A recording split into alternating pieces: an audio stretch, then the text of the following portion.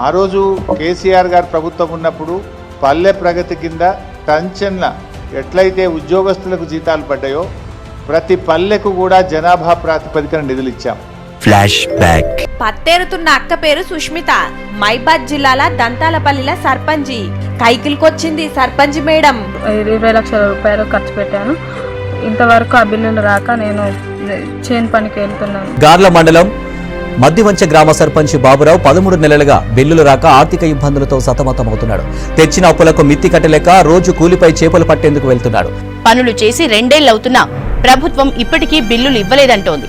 తెచ్చిన అప్పులకు తన పుస్తల తాడు అమ్మి వడ్డీ కట్టాల్సి వచ్చిందని ఆవేదన వ్యక్తం చేస్తోంది సర్పంచ్ శాంతమ్మ. ఆఫీసుల చుట్టూ తిరిగినా పెద్దోళ్ళం కలిసిన బిల్లులు రాకపోయేసరికి బొచ్చలు పట్టుకొని బిచ్చమాడుకొని సర్పంచ్ల కోసం లోకమంతా ఇరకయేస్తున్నారు. ప్రతి నెల పల్లె ప్రగతి పట్టణ ప్రగతి కింద గ్రామ పంచాయతీలకు మున్సిపాలిటీలకు బీఆర్ఎస్ ప్రభుత్వం నిధులు ఇచ్చేది. వరంగల్ జిల్లా అమృత తండాల టీఆర్ఎస్ సర్పంచ్ కొడుకు బల్మికి పానం తీసుకుండు. పేరు ఎంకన్న. అప్పులు తెచ్చి ఊర్ల పనులు చేపించిండట. కానీ మీదికెళ్లి పైసలు రాలేదట. ఏకగ్రీవంగా ఎన్నికైన సర్పంచ్ కుమారస్వామి ఆత్మహత్య చేసుకున్నాడు. డంప్ యార్డ్, శ్మశాన వాటిక పనుల కోసం దాదాపు 24 లక్షల వరకు సర్పంచ్ అప్పు చేసినట్లు చెప్పారు గ్రామస్తులు. కాటారం మండలం చిదిరేపల్లి ఉప సర్పంచ్ బాలినేని తిరుపతి ప్రభుత్వం నుంచి బిల్లులు రాకపోవడంతో పురుగుల మందు తాగాడు. ప్రతి పల్లెకు కూడా జనాభా ప్రాతిపదికన నిధులు ఇచ్చాం.